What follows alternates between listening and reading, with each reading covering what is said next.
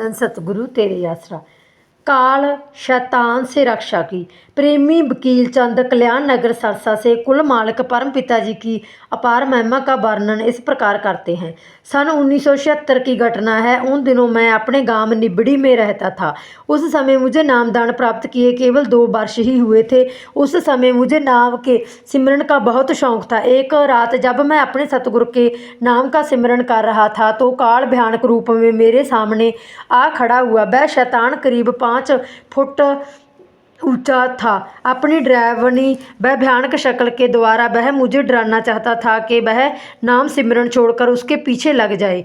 जब सत्संगी जीव अपने सतगुरु पर पूर्ण भरोसा रखता है तो काल शैतान तो क्या खुद धर्मराज भी प्रेमी का कुछ नहीं बिगाड़ सकता।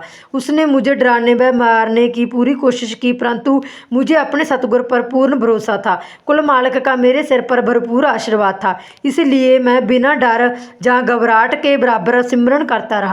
आखिर शैतान मेरे पैरों की तरफ खड़ा होकर अपनी भयानक व डरावनी शक्ल बनाकर मुझे डराने लगा।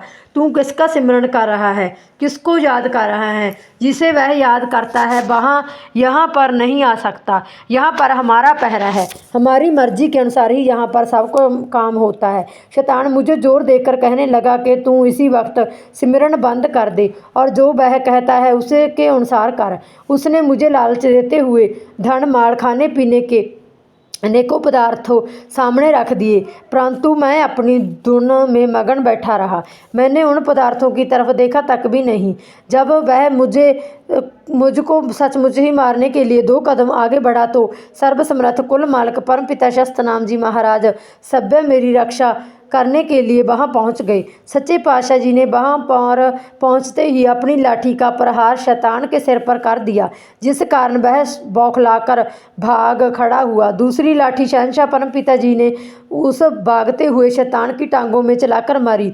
उसकी बहुत जोरदार आवाज़ हुई, जैसे किसी वृक्ष का कोई मोटा तना टूटता है। शैतान लाठी की चोट खाकर ऊंची ऊंची रोने व चीखने लग गया तथा वहां से लंगड़ाता हुआ क्षमा मांगता हुआ चला गया। शैतान की टांगों में लाठी लगने की इतनी जोरदार आवाज़ हुई कि हमारे घर पर बंधे हुए डंगर पशु भी डर गए। पास वाले कमरे में सोई हुई मेरी माता भी आवाज़ सुनकर जाग गई। उसने सोचा कि जहाँ तो कोई पशु खुलकर आपस में लड़ते हुए वकील की चारपाई पर गिर पड़े होंगे, जहाँ चोर पशु खोलने आए होंगे और वकील की नींद खुल गई होगी, जिस कारण उन्हें वकील चंद को लाठी मारी होगी तो चारपाई की बाही पर लगी होगी। यह सोचकर वह मुझे देखने पशुओं वाले मकान में गई। यहाँ पर मैं ठीक ठाक सोया हुआ था। कुल मालिक पूज्य परम पिता जी अपने जीव की हर जगह हर समय संभाल करते हैं। वह दोनों जहानों के मालिक हैं, वह त्रिलोकियों के मालिक हैं। पूज्य परम पिता जी का वचन है, नाम वाले प्रेमी के पास तो